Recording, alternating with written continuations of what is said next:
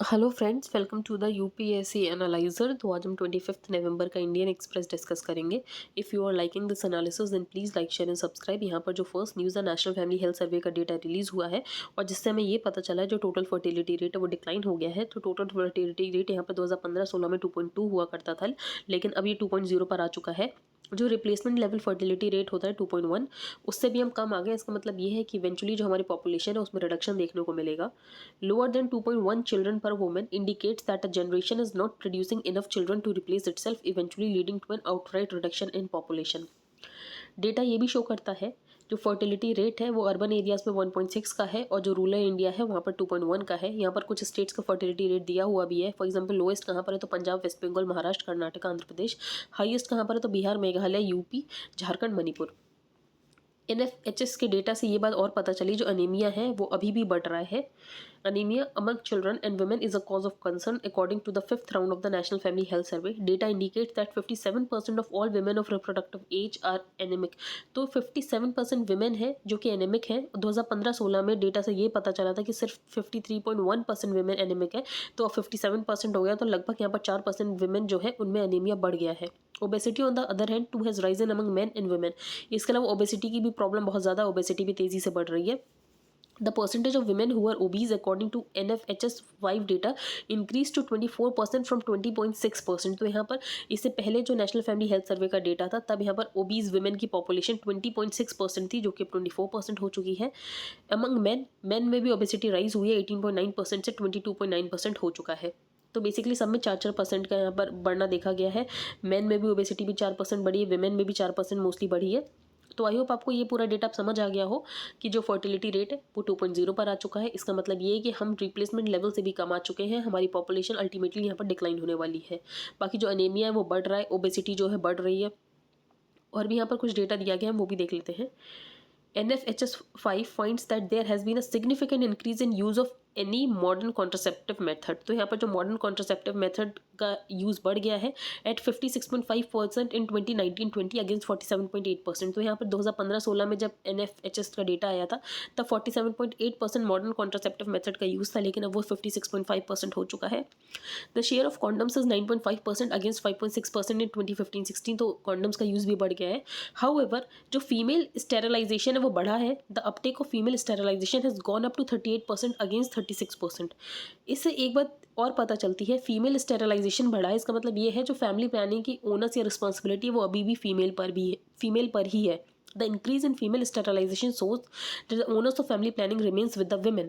The number of women who have a bank account they operate themselves, तो वो भी बढ़ा है। लगभग 53% जो women 2015-16 में डेटा से पता चला था कि 53% महिलाएं ऐसी हैं जिनके पास अपना खुद का बैंक अकाउंट और वो उसको ऑपरेट करती हैं। तो ये नंबर बढ़कर अब 79% हो चुका है। तो यहाँ पर टोटल फर्टिलिटी रेट जो है वो कम हुआ है, ओबेसिटी बढ़ी है।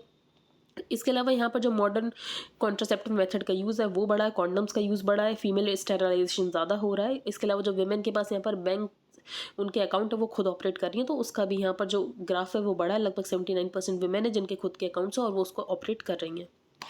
आगे हम चलते हैं। अब यहाँ पर जो दिल्ली यूनिवर्सिटी वो एक पैनल बनाएगी ये स्टडी करने के लिए कि बोर्ड वाइज इनटेक कैसा हो रहा है, क्योंकि ऐसे कुछ एलिगेशंस आए थे कि ज़्यादातर केरला स्टेट बोर्ड के बच्चों को ही एडमिशन मिला है। तो during admissions in the first cut off list the Indian Express had reported that a majority of seats in courses with 100% cut off had been filled by students from Kerala state board. अब ये था कि Kerala state board में जो बच्चे उसमें बहुत सारे बच्चों को 100% मार्क्स मिले थे, जिसके चलते जो कट ऑफ लिस्ट है उसमें ज़्यादातर बच्चे केरला के ही एडमिशन मिला है उनको DU में। तो अब ये देखने के लिए ये लोग एक पैनल बनाएंगे। तो amidst a debate on regional skew in the university's intake, Delhi University has set up a 9-member committee to examine the board-wise distribution of students admitted its year। तो अब ये देखेंगे जब इसके बाद फाइंडिंग्स आएंगी कि ऐसा है नहीं है, क्या एक स्टेट में ज़्यादा मार्क्स मिले जिसके चलते उनके बच्चों को यहाँ पर ज़्यादा एडमिशन मिले, तो उसके बाद हम देख लेंगे जो भी फाइंडिंग्स होंगे। आगे चलते हैं।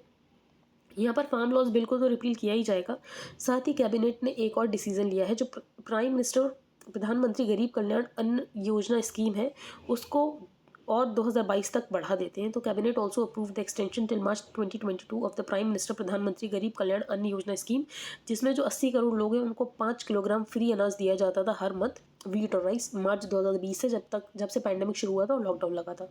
जो स्कीम है इसमें जो ये अनाज मिलता है 5 किलोग्राम, ये बेसिकली एनएफएसए में जो मिलता है, उसके अलावा जो अंत्योदय अन्न योजना मिलता है उसके बाद एक्स्ट्रा मिलता है। तो the scheme provides food grains above what beneficiaries who fall under the NFSA act 2013 and Antyodaya अन्न योजना। तो उसमें जितना मिलता है उसके बाद यहाँ पर 5 किलोग्राम और एक्स्ट्रा मिलता है। तो ये जो स्कीम थी ये सिर्फ 3 महीनों के लिए थी, जब स्टार्टिंग में लॉकडाउन लगा था, लेकिन बाद में इस स्कीम का एक्सटेंशन हो ही जा रहा है। अब इसको एक्सटेंड करके 2022 तक कर दिया गया है। बाकी यहाँ पर है ना, separate decision the cabinet committee on economic affairs Wednesday decided to privatise electricity distribution. तो यहाँ पर इलेक्ट्रिसिटी डिस्ट्रीब्यूशन यहाँ पर प्राइवेटाइज किया जा रहा है। कहाँ कहाँ पर? Union territory of Dadra and Nagar Haveli and Daman and Diu covering 1.45 lakh consumers. तो यहाँ पर जो है प्राइवेटाइज किया जा रहा है इलेक्ट्रिसिटी डिस्ट्रीब्यूशन को, यहाँ पर यूनियन टेरिटरीज में Dadra Nagar Haveli and Daman and Diu. आगे चलते हैं। यहाँ पर एक सर्वे कराया गया था ईस्ट दिल्ली में, जिसमें ये पता चला कि कितने लोग यहाँ पर अनएम्प्लॉयड है। तो survey was carried out in 10 clusters in east Delhi, जिसमें से 53% लोग अनएम्प्लॉयड मिले, 26% अनएम्प्लॉयड है लेकिन अनअवेलेबल फॉर वर्क है, 27% अनएम्प्लॉयड है बट अवेलेबल फॉर वर्क। और रीजंस क्या है इनके अनएम्प्लॉयमेंट का? तो corona, fear risk, lack of skill, work या बिजनेस कंडीशंस ऐसी नहीं है, child care, attending school college training या फिर हाउस होल्ड रिस्पॉन्सिबिलिटीज़ है जिसके कारण वो काम नहीं कर पा रहे। तो ये सारी कुछ है। आगे चलते हैं। Look at signal we are sending to the world. अब यहाँ पर जो एयर पोल्यूशन है, दिल्ली में एयर पोल्यूशन बहुत ज़्यादा, उसको लेकर यहाँ पर इमरजेंसी मेजर्स भी लिए गए, स्कूल्स बंद कर दिए गए, कंस्ट्रक्शन एक्टिविटीज़ को बंद कर दिया गया। लेकिन यहाँ पर सुप्रीम कोर्ट का ये कहना है कि आपको कोई साइंटिफिक मॉडल के बेस पर यहाँ पर पोल्यूशन को ट्रीट करना पड़ेगा। तो mooted a scientific approach based on a statistical model to alleviate the situation in the long run. The Commission for Air Quality Management in the National Capital Region and adjoining has to set up a scientific study। तो उनको बोला गया कि आप scientific study करो, आप ये देखो कि कब विंड पैटर्न कैसा होता है जिसकी वजह से यहाँ पर जो पॉपुलेशन है वो बढ़ता है। तो उससे पहले ही आप यहाँ पर मेजर्स लेने की कोशिश करो। तो there has to be a statistical model which says if these steps we take in the next 7 days given the wind directions. यहाँ पर अगर विंड डायरेक्शंस ऐसे हैं कि यहाँ पर दिल्ली में पॉल्यूशन बढ़ सकता है, तो उस समय आप यहाँ पर सारी एक्टिविटीज़ रोक दो ताकि जो विंड है उसकी वजह से यहाँ पर पॉल्यूशन आए ही ना। तो ये कुछ करने की कोशिश की जाए, साइंटिफिक मॉडल, स्टैटिस्टिकल मॉडल के बेसिस पे यहाँ पर जो पॉल्यूशन उसको कम करने की कोशिश की जाए। क्योंकि यहाँ पर जो आईएमडी उसके पास डेटा तो है ही पिछले 5 साल का कि कब पॉल्यूशन बढ़ता है। तो उससे पहले से हमें प्रोएक्टिव अप्रोच लेने की ज़रूरत है। ये नहीं कि AQI जब यहाँ पर 500 पहुँच गया तब हम सोच रहे हैं कि हमें क्या करना है। तो ये स्टेप्स ना लेकर हमें पहले से प्रोएक्टिव रहना है कि हमें कौन से स्टेप्स लेने ताकि जो पॉल्यूशन है वो बढ़े ही ना। The rest of the measures directed by the commission. तो इससे पहले जो बहुत सारे मेजर्स लिए गए थे, फॉर एग्जांपल यहाँ पर कोई भी दिल्ली में ट्रक्स की एंट्री बैन कर दी गई थी। कोई भी पेट्रोल व्हीकल्स जो कि 15 साल से पुरानी है वो रोड्स पर नहीं चलेंगी। डीजल व्हीकल्स जो कि 10 साल से पुरानी है वो NCR रोड्स पर नहीं चलेंगी। CNG बसेस यहाँ पर बढ़ा दी गई। एंटी स्मॉग गन्स का डिप्लॉयमेंट हो गया। मोर वाटर स्प्रिंकलर्स का यहाँ पर डिप्लॉयमेंट हो गया। डस्ट सप्रेसेंट्स का यूज़ होने लग गया। तो ये सब तो इमरजेंसी मेजर्स, ये तो तब लिए जाते हैं जब एक बार पोल्यूशन बढ़ गया। आप कोशिश करो कि ये जो पोल्यूशन है बढ़े ही ना, उसको हम पहले ही रोक लें। तो इसके लिए एक साइंटिफिक स्टैटिस्टिकल मॉडल लाने को बोला गया है। आगे चलते हैं हम। अब यहाँ पर जामा मस्जिद है, तो जामा मस्जिद को रिपेयर कराने की बात की गई है क्योंकि इसमें जो है सीमेंट के पैचेस निकल रहे हैं। ASI ऑफिशियल का ये कहना है ये जो जामा मस्जिद है प्रोटेक्टेड मॉन्यूमेंट नहीं है, इसीलिए जो इसका रिस्टोरेशन है ये आर्कियोलॉजिकल सर्वे ऑफ इंडिया के अंडर नहीं आता है। अब यहाँ पर एक बात और बताई गई है, मेडाइवल टाइम्स में यहाँ पर जो बाइंडिंग एजेंट था वो होता था लाइमस्टोन मोर्टार और उसको क्रश्ड ब्रिक्स। तो इन दोनों को यूज़ किया जाता था यहाँ पर बाइंडिंग एजेंट की तरह। तो mix of hydrated limestone and crushed bricks was used as a binding material. अगर हम इसको अब सीमेंट से बाइंड कर देंगे तो उससे प्रॉब्लम होती है, और ऐसा देखा भी गया है यहाँ पर कि अगर यहाँ पर सीमेंट से कर दिया जाएगा इसको बाइंड, अब जब ये कोलैप्स हो रहा है तो इससे प्रॉब्लम हो सकती है क्योंकि शेरशाह गेट इसका इंस्टेंस है कि वहाँ पर सीमेंट से बाइंडिंग कर दी गई थी, जिसकी वजह से जो शेरशाह गेट है ये कोलैप्स के कगार पर आ चुका था। तो the Sher Shah gate is an instance of this. He added before independence ASI use cement to restore the monument and it was later almost on the verge of collapse. तो यहाँ पर कोशिश की जाए कि इसको जब यहाँ पर ठीक किया जाएगा तो यहाँ पर लाइमस्टोन का ही यूज़ किया जाए। तो doctor Sapna Liddle said it is imperative that limestone mortar be used for building that originally use limestone mortar. तो जहाँ पर पहले लाइमस्टोन मोर्टार यूज़ हुआ है उसमें जब आप इसको वापस से कर रहे हो तो उसमें लाइमस्टोन का ही यूज़ करो, इसमें सीमेंट का यूज़ मत करो क्योंकि सीमेंट की वजह से यहाँ पर प्रॉब्लम्स हो सकती हैं। तो he said that since the cement and limestone mortar react differently it might cause more destruction in the long run. ये खैर इंपॉर्टेंट नहीं था, बस मुझे आपको ये बताना था कि मेडावियल टाइम्स में यहाँ पर लाइमस्टोन और क्रश ब्रिक्स को यूज़ किया जाता था बाइंडिंग एजेंट की तरह। यहाँ पे एक प्लेटफॉर्म बनाया जा रहा है, खैर इंपॉर्टेंट नहीं है। National mission for clean Ganga along with national urban affairs of India will jointly launch the governments river cities alliance इन दिल्ली। तो यहाँ पर रिवर सिटीज अलायंस बनाया जा रहा है, किसका किसका है? तो national mission for clean Ganga and national urban affairs of India. Germany ने अनाउंस किया 1.2 बिलियन यूरो की हमें हेल्प करेगा इंडिया को क्लाइमेट चेंज से लड़ने के लिए। लगभग 10,000 करोड़ की हेल्प कर रहा है। तो जर्मनी ने वेंसडे अनाउंस लगभग 10,000 करोड़ की हेल्प करेगा इंडिया को क्लाइमेट चेंज से लड़ने के लिए। और इंडिया को क्लाइमेट चेंज के अगेंस्ट अगर फाइट में रहना है तो इंडिया को इन्वॉल्व करना बहुत ज़रूरी है, क्योंकि हर 5वां पर्सन जो प्लानट पे है वो इंडिया है, और without Indians you can't solve any problems. तो every 5th person on this planet is India, without Indians you can't solve any big world problem. तो यहाँ पर आईपीसीसी की रिपोर्ट से ये पता चला है जो इंडिया और जर्मनी है वो बहुत ज़्यादा सफ़र करने वाले हैं एक्सट्रीम क्लाइमेट चेंज इवेंट्स के वजह से।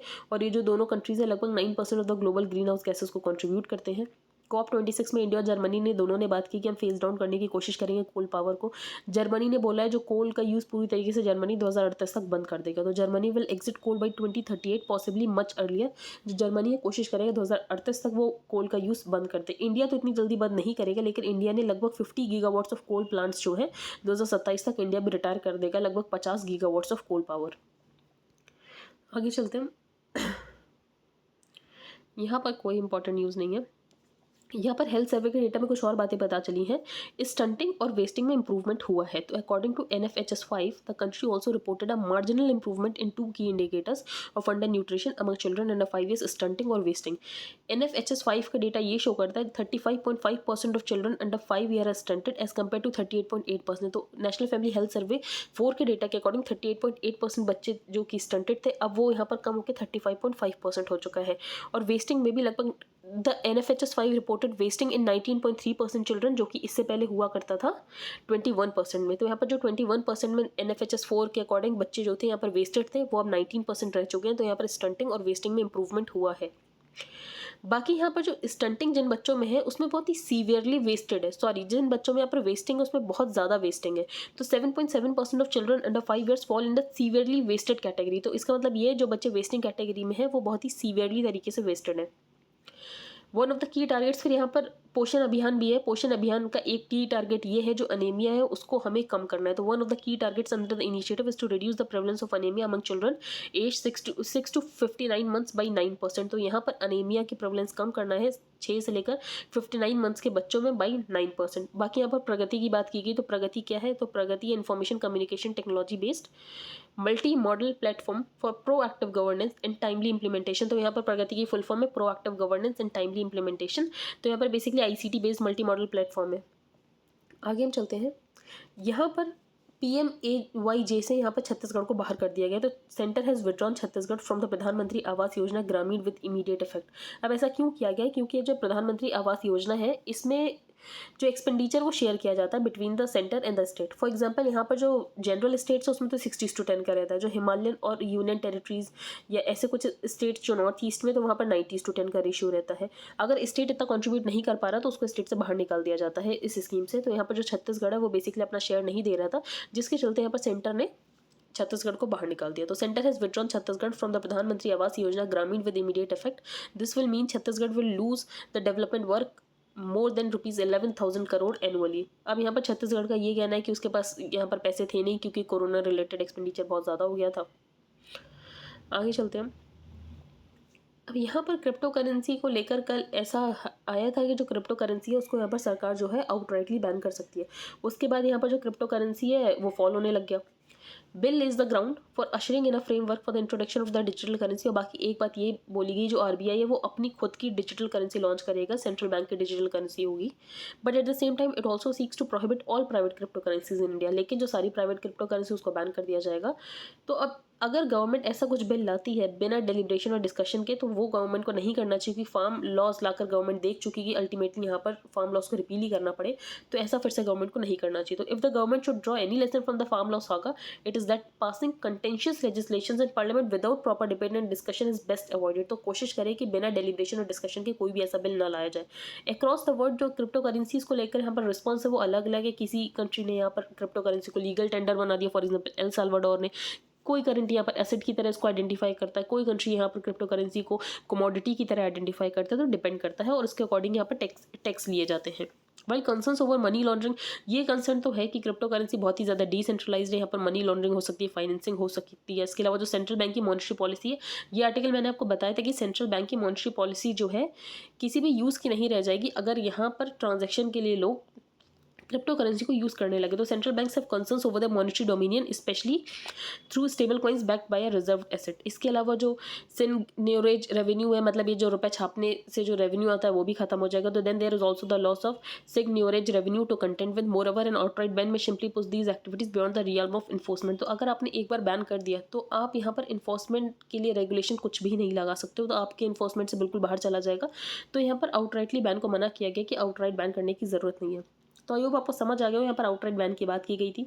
तो आउटराइट बैन से प्रॉब्लम क्या है कि आप कुछ भी इन्फोर्स नहीं कर सकते, आप रेगुलेट नहीं कर सकते। तो यहाँ पर क्योंकि इलीगल तरीके से तो काम होगा, आपको टैक्स भी नहीं मिलेगा, तो इससे अच्छा आप यहाँ पर रेगुलेट करने की कोशिश करो। बैन करना कोई भी सोल्यूशन नहीं है। आप टेक्नोफोबिक नहीं हो सकते कि आप टेक्नोलॉजी से लेकर बाहर भागो, दूर भागो, नहीं, आपको उसको रेगुलेट करने की ज़रूरत है।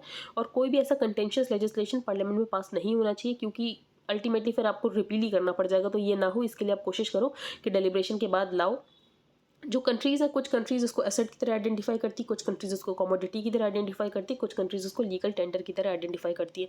मनी लॉन्ड्रिंग की तो प्रॉब्लम है कि मनी लॉन्ड्रिंग हो सकती है, टेररिस्ट फाइनेंसिंग हो सकती है, लेकिन उस प्रॉब्लम को लेकर यहाँ पर सोल्यूशन निकालने की ज़रूरत है, ना कि इसको आउटराइटली बैन करने की ज़रूरत है।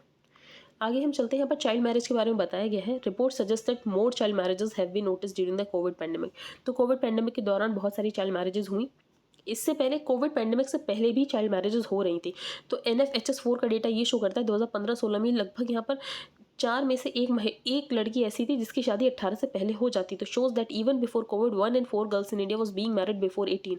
और 15 से 19 वर्ष में जो महिलाएं होती हैं उसमें से लगभग जो 8% विमेन होती हैं वो प्रेग्नेंट हो चुकी होती है जब वो 15 से 19 वर्ष में है। तो around 8% of women age 15 to 19 years were mothers और pregnant at the time of the survey. तो इससे हमें ये पता चल रहा है जो चाइल्ड मैरिज है वो इंडिया में कहीं से ख़त्म तो बिल्कुल नहीं हुई है। कंडीशनल कैश ट्रांसफर्स किए जाते हैं, लेकिन कंडीशनल कैश ट्रांसफ़र जो है इसका सोल्यूशन नहीं है। इसका सोल्यूशन ये है कि हमें सोशल नॉर्म्स बदलने की ज़रूरत है। अब सोशल नॉर्म्स को बदलना तो बहुत मुश्किल होता है, तो क्या किया जा सकता है? जैसे यहाँ पर एक तो ये लोगों में बिलीफ होता है कि लड़कियों की शादी जल्दी कर देनी चाहिए for the safety and protection, अपने ऑनर को प्रोटेक्ट करने के लिए। इसके अलावा इकोनॉमिक बर्डन कम हो जाता है। High levels of child marriage reflect discrimination. तो इससे ये पता चलता है जो यहाँ पर लड़कियाँ उनके साथ डिस्क्रिमिनेशन होता है, उनको अपॉर्चुनिटीज़ कम दी जाती है। चाइल्ड मैरिज की वजह से यहाँ पर जो गर्ल्स के ह्यूमन राइट्स होते हैं वो वॉयलेट होते हैं। उनकी एजुकेशन को यहाँ पर बंद करा दिया जाता है, उनकी हेल्थ को भी यहाँ पर हार्म होता है। इसके अलावा जो वो प्रोडक्टिव इंडिविजुअल्स बन सकती है वो नहीं बन पाती अगर उनकी जल्दी शादी करा दी जाती है। जब उनकी जल्दी शादी हो जाती है फिर उनका डोमेस्टिक स्टेटस क्या होता है, फिर वो जल्दी यहाँ पर प्रेग्नेंट हो जाती है। जल्दी प्रेग्नेंट होने की वजह से जो बच्चा पैदा होता है उसमें भी मेल न्यूट्रिशन देखने को मिलता है। तो low domestic status of teenage wives typically condemns them to long hours of domestic labour. उन्हें बहुत ज़्यादा काम करना पड़ता है। इसके अलावा उनको न्यूट्रिशन नहीं मिलता, एनेमिक होती हैं, सोशल आइसोलेशन हो जाता है, उनका डोमेस्टिक वायलेंस का सामना करना पड़ता है, जल्दी अर्ली वो चाइल्ड बेयर कर लेती हैं और उनके पास कोई डिसीजन मेकिंग पावर नहीं होती with in the home. Poor education, mail nutrition, early pregnancy, इसकी वजह से जो बेबीज़ होते हैं उनका बर्थ वेट कम होता है, जिसकी वजह से यहाँ पर मेल न्यूट्रिशन की जो साइकिल है वो इंटर जनरेशनल बन चुकी है। तो आई होप आपको समझ आ रहा हो कि क्या क्या प्रॉब्लम है चाइल्ड मैरिज। जैसे चाइल्ड मैरिज होती है तो अर्ली चाइल्ड बेयरिंग होती है, अर्ली चाइल्ड बेयरिंग और यहाँ पर सही से न्यूट्रिशन नहीं मिलना है, जिसके चलते यहाँ पर जो बच्चा पैदा होता है उसका वेट कम होता है। तो यहाँ पर जो मेल न्यूट्रिशन की जो साइकिल है वो इंटर जनरेशनल बन जाती है। तो चाइल्ड मैरिज की प्रॉब्लम को सॉल्व करना बहुत ज़रूरी है। इसके लिए क्या किया जा सकता है? लेजिस्लेशन लाया जा सकता है। तो कर्नाटका ने अमेंड किया है prohibition of child marriage act in 2017 और यहाँ पर हर तरीके की चाइल्ड मैरिज को कॉग्निजेबल ऑफेंस बना दिया गया है। और कोई भी यहाँ पर चाइल्ड मैरिज को इनेबल कराने की कोशिश करेगा तो उसको यहाँ पर minimum period of rigorous imprisonment पे तो रहना ही पड़ेगा।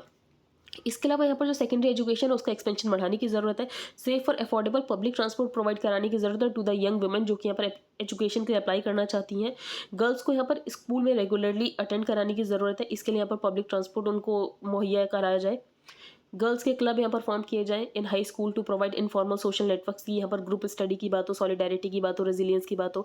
यहाँ पर जो टीचर्स हैं वो यहाँ पर जेंडर इक्वालिटी की कॉन्वर्सेशंस करें ताकि यहाँ पर सबके दिमाग में प्रोग्रेसिव एटीट्यूड आ सके।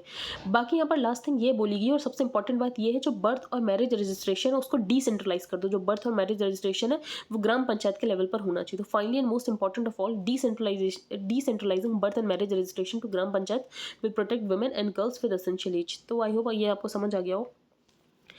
यहाँ पर बोला गया जो टेलीकॉम सेक्टर है वो बहुत डिस्ट्रेस में है, तो उसको लेकर गवर्नमेंट ने रिफॉर्म्स तो किए लेकिन गवर्नमेंट ने रिफॉर्म्स बहुत देरी से किए। 1991 में हमने इकोनॉमिक रिफॉर्म्स किए।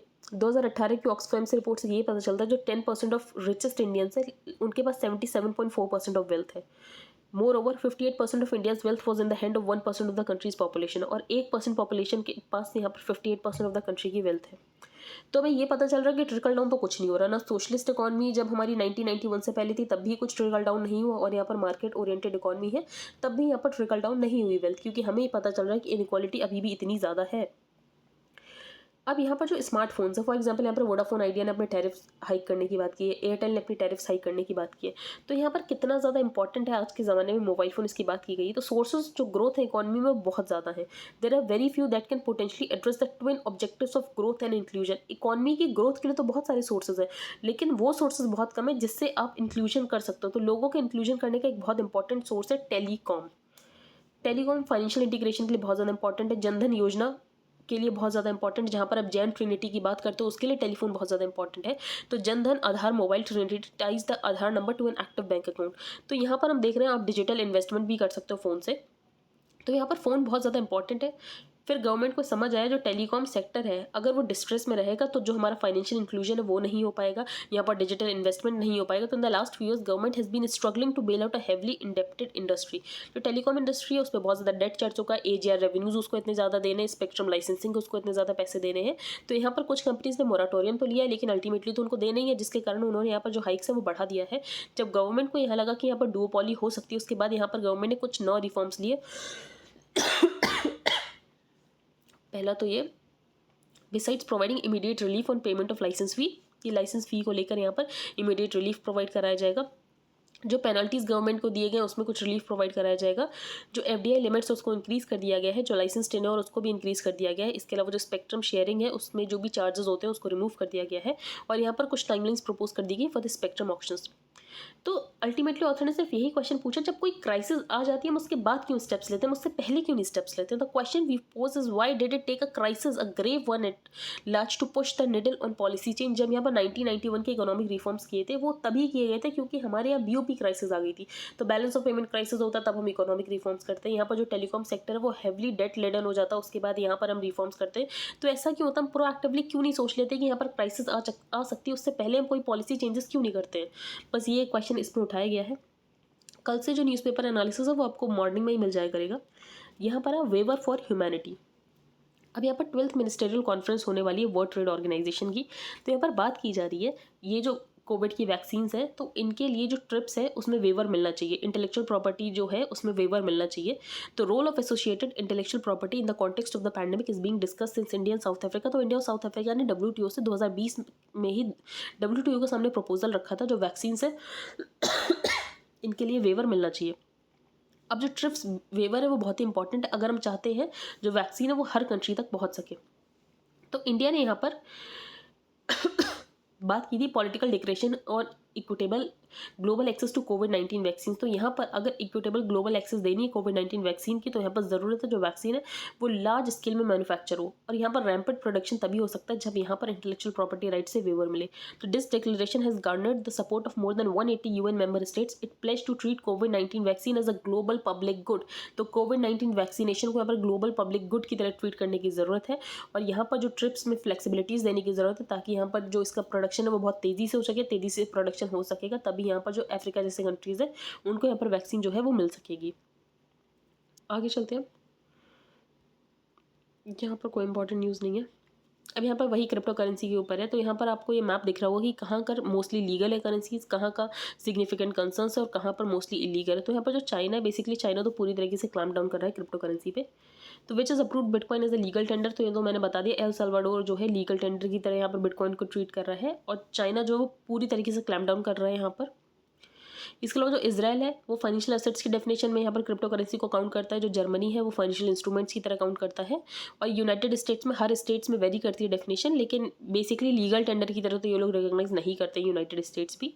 अब यहाँ पर जो रिजर्व बैंक है वो अपनी central bank of digital currency को लॉन्च करने वाला है, a digital form of fiat currency that can be transacted using wallets। अब ये जो रिजर्व बैंक की central bank of digital currency होगा इसका ट्रांजैक्शन हो सकता है फिएट करेंसी की तरह ही वॉलेट्स का यूज़ करके और ब्लॉकचेन टेक्नोलॉजी का यूज़ करके, लेकिन इसको लीगल टेंडर स्टेटस तो नहीं मिलने वाला है। अब यहाँ पर कल मैंने आपको डार्ट मिशन बताया था, डबल एस्टेरॉयड रीडायरेक्शन टेस्ट। तो अब ये जो डार्ट मिशन है कौन से एस्टेरॉयड पे हिट करेगा ये कल नहीं बताया था, तो ये आज की न्यूज़पेपर में आया। तो DART is headed to what is called a binary asteroid system comprising a pair of asteroids. तो इसका जो टारगेट है, जो एस्टेरॉयड इसका टारगेट है डार्ट मिशन का, वो है डाइमॉर्फोस। डाइमॉर्फोस लगभग 160 मीटर्स है डायमीटर में, और ये ऑर्बिट करता है डाइमॉर्फोस किसको, तो डाइडोमॉस को। डाइमॉर्फोस को ये टारगेट करेगा जो डार्ट मिशन है, और डाइमॉर्फोस किसको यहाँ पर ऑर्बिट करता है, तो डाइडोमॉस को। तो जो कॉलिजन होगा यहाँ पर डाइमॉर्फोस के साथ लगभग 21,600 किलोमीटर पर आवर की स्पीड से होगा। अब ये देखने वाली बात है क्या इससे जो एस्टेरॉइड है उसका पाथ डाइवर्ट होता है या नहीं होता है। अगर उसका पाथ डाइवर्ट हो जाएगा तो बेसिकली हमें ये पता चल जाएगा कि आगे अर्थ में कोई भी एस्टेरॉइड आएगा तो हम उसका पाथ जो है डाइवर्ट कर सकते हैं, अगर हम उससे स्पेस क्राफ्ट को कोलाइड करा दें। अगर 73 सेकंड से भी इसका पाथ जो है वो एक्सटेंड हो जाता है तो इसका मतलब ये है जो मिशन है वो सक्सेसफुल हो गया है। अब यहाँ पर यूनाइटेड अरब एमिरेट्स चाहता है जो काबुल का एयरपोर्ट है वो यहाँ पर यूनाइटेड अरब एमिरेट्स जो है वो रन करे। तो UAE has held talks with the Taliban to run Kabul airport. Basically ये जो अपना क्लाउड है वो तालिबान में बढ़ाना चाहता है, काबुल में बढ़ाना चाहता है, जिसके कारण जो यूएई है वो चाहता है कि एक एयरपोर्ट इसको यहाँ पर रन करने को मिल जाए, क्योंकि एक एयरपोर्ट यहाँ पर कतर के पास है। तो Qataris have been helping run the Hamid Karzai international airport. बाकी यहाँ पर चाइना है, तो चाइना कोशिश कर रहा है जो अफगानिस्तान के मिनरल डिपॉजिट्स हैं उसको यहाँ पर चाइना यूज़ कर सके। तो as China warms up to the Taliban regime by stepping up humanitarian aid and diplomatic support. तो यहाँ पर चाइना ह्यूमैनिटेरियन एड प्रोवाइड करने की कोशिश कर रहा है काबुल को, और यहाँ पर जो चाइनीज़ फर्म्स है वो कोशिश कर रहे हैं कि कैसे हमें अफगानिस्तान के मिनरल डिपॉजिट्स मिल जाए। इसके अलावा ये लोग लिथियम प्रोजेक्ट्स की भी बात कर रहे हैं।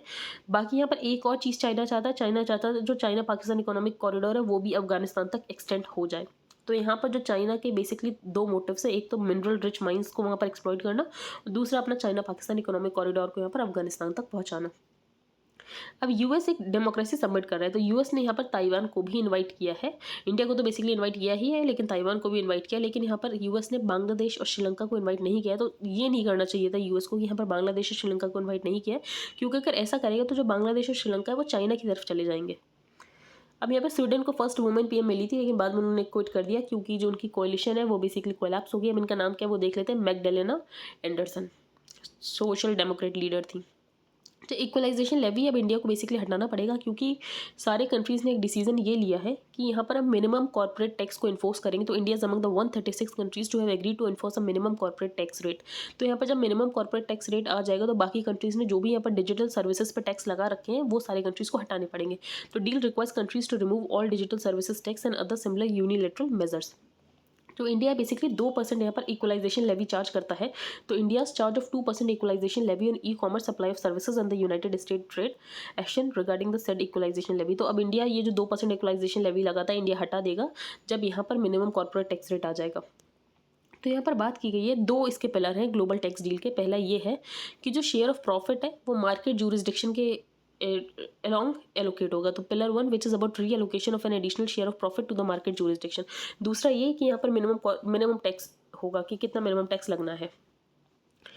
बाकी यहाँ पर कुछ इंपॉर्टेंट नहीं है। जब इंडिया ने यहाँ पर इक्वलाइजेशन लेवी लगाया था, ऐसे बहुत सारे कंट्रीज़ ने यहाँ पर डिजिटल टैक्सेस लगाए थे। तो यूएस ने बोला था कि इंडिया को रिटेलिएट करेगा, क्योंकि ये जो यूएस कंपनीज है उसके ऊपर यहाँ पर इंडिया जो इक्वलाइजेशन लेवी लगा रहा है। लेकिन बेसिकली जो रिटेलिएशन और इंडिया ने जो टैक्स लगाया ये सब अब हटने वाला है, क्योंकि एक एग्रीमेंट ये हो रहा है कि यहाँ पर मिनिमम कॉर्पोरेट टैक्स होगा, और जिसके दो पिलर्स मैंने आपको बता दिया कि पहले तो यहाँ पर मार्केट जूरिसडिक्शन में एलोकेट किया जाएगा प्रॉफिट, और दूसरे बार यहाँ पर मिनिमम कॉर्पोरेट टैक्स लेकर आया जाएगा।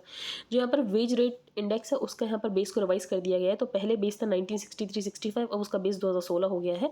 तो यहाँ पर बेस रेट रिवाइज कर दिया गया है। मैन्युफैक्चरिंग, माइनिंग और प्लांटेशन सेक्टर इनको वेट्स दिए जाते हैं। तो मैन्युफैक्चरिंग को सबसे ज़्यादा वेट दिया जाता है, उसके बाद यहाँ पर माइनिंग को वेट दिया जाता है, और सबसे कम वेट यहाँ पर दिया जाता है प्लांटेशन सेक्टर को। आई होप आपको आज का न्यूज़पेपर समझ आया हो। If you like the video then please like share and subscribe. Thank you and have a nice day.